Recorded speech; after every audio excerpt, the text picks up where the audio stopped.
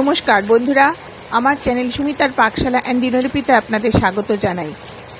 আজ আমি ভেটকি মাছের ফিলে দিয়ে তৈরি করছি ফিশ ফ্রাই।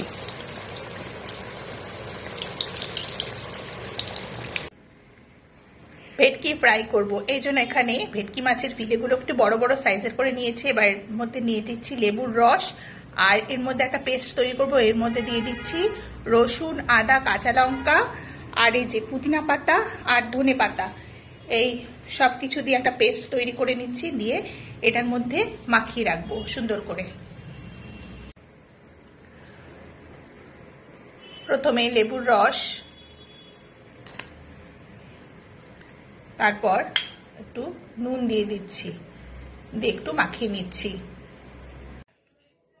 এই যে পেস্টটা তৈরি হয়েছে, এবার এটা খুব সুন্দর করে মাছের গায়ে লাগিয়ে দিতে হবে। যে নুনটা দিয়ে মাখিয়ে নিচ্ছি, লেবুর রস আর নুন, তারপর এটা দিয়ে খুব সুন্দর করে মাখিয়ে নিচ্ছি। মেখে 2 থেকে 3 ঘন্টা একটু রেখে দেবো, দিলে খুব সুন্দরভাবে মাছের মধ্যে ঢুকবে। তারপর ফ্রাই তৈরি করলে খুব ভালো লাগবে খেতে।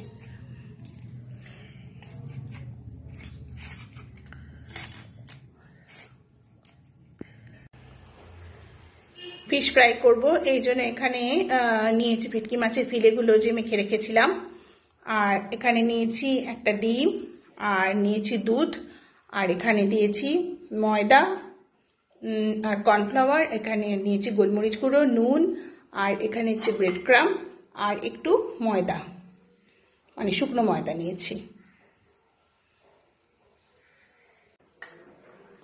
প্রথমে এই ডিমের গোলার মধ্যে সমস্ত উপকরণগুলো দিয়ে দিলাম,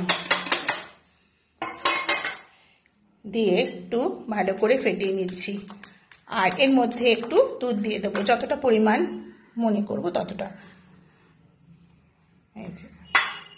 দিয়ে একটু ভালো করে নেড়ে নিচ্ছি, খুব সুন্দর করে ফেটিয়ে নিচ্ছি।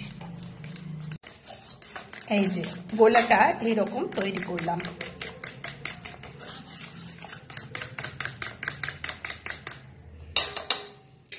আচ্ছা, প্রথমে এখান থেকে অনেক বড় বড় ফিলেগুলো ছিল, এগুলোকে একটু কেটে অর্ধেক করে নিয়েছি। প্রথমে একটু ময়দা মাখিয়ে নিলাম, এবার ডিমের গোলায় ডুবিয়ে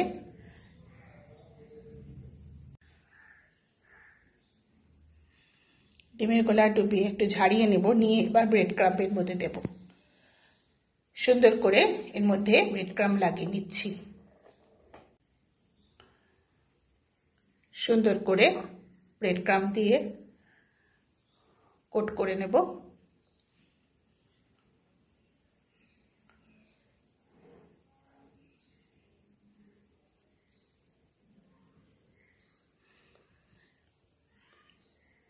ক্রিস্পি হওয়ার জন্য আরও একবার ডিমের গোলায় দিয়ে ঝট করে তুলে নিতে হবে, খুব বেশিক্ষণ রাখবো না।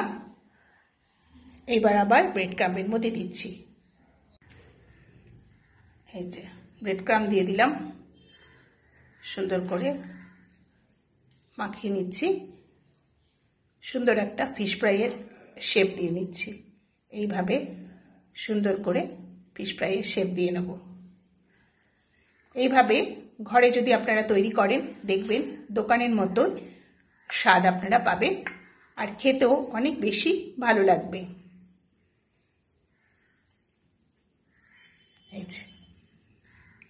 এইবার এটাকে আমি এখানে একটা পাত্রের মধ্যে আলাদা করে রেখে দিচ্ছি।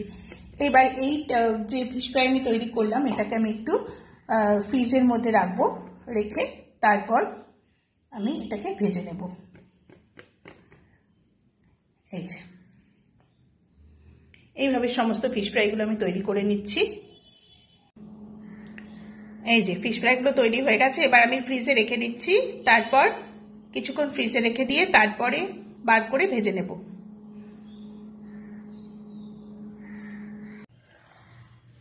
কড়ার মধ্যে সাদা তেল দিয়ে দিয়েছি, তেল গরম হয়ে গেছে।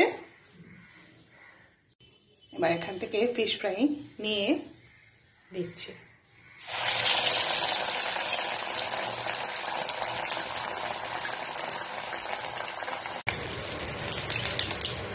একটা সাইড ভাজা হয়ে গেছে, এবার উল্টে দিচ্ছি। এভাবে উল্টে পাল্টে সুন্দর করে ভেজে নিচ্ছি। মিডিয়াম, লো টু মিডিয়াম ফ্লেমের মধ্যে দিয়ে এই ফিশ ফ্রাইটা ভেজে নেব। এইভাবে ফিশ ফ্রাইগুলো আমি ভেজে নিলাম, এই যে সুন্দর করে লাল লাল করে। এই যে আমার আজকের রেসিপি ফিশ ফ্রাই তৈরি হয়ে গেছে। কাসুন্দ দিয়ে সার্ভ করলাম। এতক্ষণ আমার সঙ্গে থাকবার জন্য আপনাদের ধন্যবাদ।